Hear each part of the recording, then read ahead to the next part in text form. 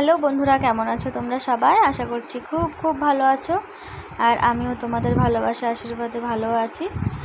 আর আজকে শ্রাবণ মাসের দ্বিতীয় সোমবার, তো সকালে সমস্ত কাজবাজ সেরে এখন পুজো দিতে এসেছি স্নান করে, কারণ একটু ব্যস্ততায় আছে। আজকে শ্রাবণ মাসের প্রথম সোমবার নয়, দ্বিতীয় সোমবার। প্রথম সোমবার করার ইচ্ছে ছিল কিন্তু করতে পারিনি, তো যাই হোক করতে পারিনি, সমস্যা ছিল। এখন বাড়িতে পুজোটা দেব, পুজো দিয়ে রেডি হয়ে এবার যাব মন্দিরে পুজো দিতে।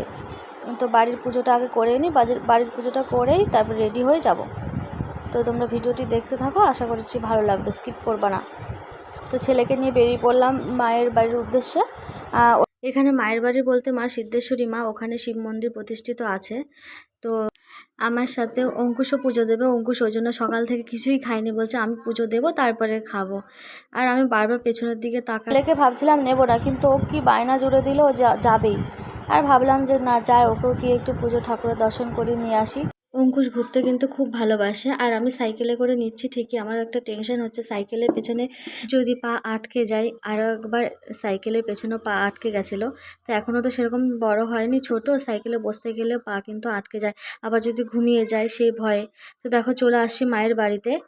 মায়ের বাড়ি চলে এসেছি। ঘড়িতে এখন বাজে সকাল 12:30। প্রায় কি বলবো, সকাল তো নয়, দুপুরই হয়ে গেল। আর এসে দেখি পুজো শুরু হয়ে গেছে। অঙ্কুশ সব কিছু রেডি করে নিয়েছে, এই দেখো পুজো দেবে বলে। আর আমাদের সিদ্ধেশ্বরী মায়ের মন্দির কিন্তু খুব জাগ্রত। এখানে 3টে মন্দির আছে, একটা হচ্ছে মায়ের সিদ্ধেশ্বরী মন্দির, আর একটা হচ্ছে শিব মন্দির, আর একটা হচ্ছে হনুমানজির মন্দিরে কোনো ভিড় নেই, তাই খুব শান্তিভাবে পুজোটা দিতে পেরেছি। আর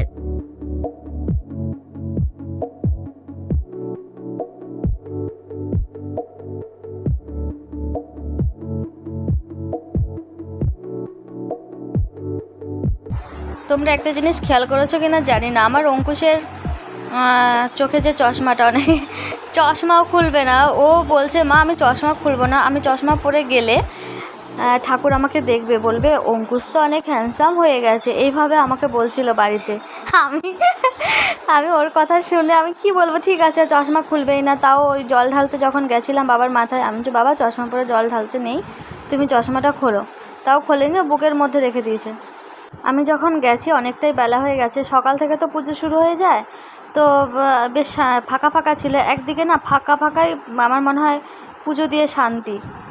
সবাই মিলে এই হই হুল্লোড় করে দেওয়া হয় না ঠিকঠাকভাবে, লাইনে হইচই, এই হয়েছে তাড়াহুড়ো দেখা, একটু ভালো করে ঠাকুরকে প্রণাম করা যায় না। তো অঞ্জলি দিতে চলে আসলাম। এটা হচ্ছে মায়ের মন্দির, মা সিদ্ধেশ্বরী মন্দির। তো আমি একাই ছিলাম, যেহেতু আমি সবার শেষে গেছিলাম, তো আমি আর আমার ছেলে অঞ্জলি দিয়েছি। মায়ের মন্দিরটা এখনও তৈরি হয়নি পুরোপুরিভাবে, আগে তো মাটির ছিল, তো এখন চারিদিকে পাকা করছে, ওপরে ডিজাইন করছে। তো দেখতে পেলে যে পাশে যে মই টাইপের ছিল, ওপরে মিস্ত্রি কাজ করছিল। তো আমরা এখানে পুজোতে বসেছি, আর আমার পুজো হয়ে গেছে। তো মন্দিরের ভেতরে গিয়ে ঠাকুরমশাইকে প্রণাম করে দক্ষিণা দিতে গেছিলাম। আমাদের পুজো কমপ্লিট হয়ে গেছে, এখন বাড়ির দিকে যাব। তো বাড়িতে চলে আসলাম।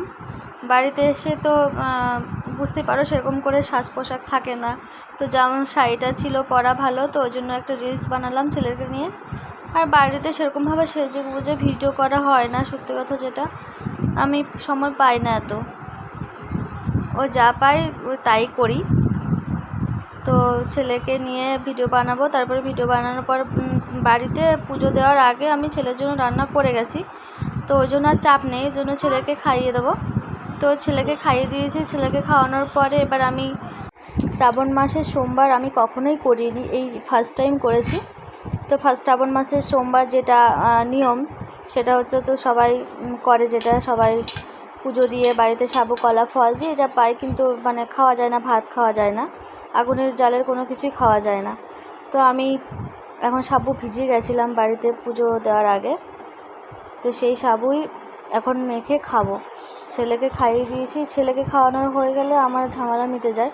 এবার আমি আস্তে ধীরে খাবো, খেয়ে দিয়ে এবার আমার বাড়ির যা কাজকর্ম আছে ওগুলো সেরে তারপরে একটু বিশ্রাম নেব। তো উপোস থাকা যায়, কিন্তু সত্যি কথা উপোস থাকতে থাকতে যখন তুমি কিছু একটা খাবে না, জল হোক বা কিছু খাবে, তারপরে শরীরটা ক্লান্ত লাগে। সারাদিন কিন্তু এত ক্লান্ত লাগেনি, খাওয়ার পর যেন শরীরটা খুব ক্লান্তি চলে এসেছে, আর পারিনি। তো আমি খাওয়ার পর ভাবছিলাম ছেলেকে আর দুটো দেবো, ছেলেকেও খাইনি, কারণ আমার ছেলে মিষ্টি জিনিস খায় না, আমিও খাই না। আমার জীবনে এই বছরের প্রথম শ্রাবণ মাসের সোমবার করার অভিজ্ঞতা তোমাদের কাছে একটু শেয়ার করলাম। এই শ্রাবণ মাসের সোমবার তোমরা কারা কারা করছো এবছর অবশ্যই জানাবে কিন্তু। ভিডিওটি আজকের মতো এখানেই শেষ করলাম। সবাই ভালো থেকো, সুস্থ থেকো, আর ভালো লাগলে লাইক, কমেন্ট, শেয়ার, অবশ্যই সাবস্ক্রাইব করে দিও যারা করোনি।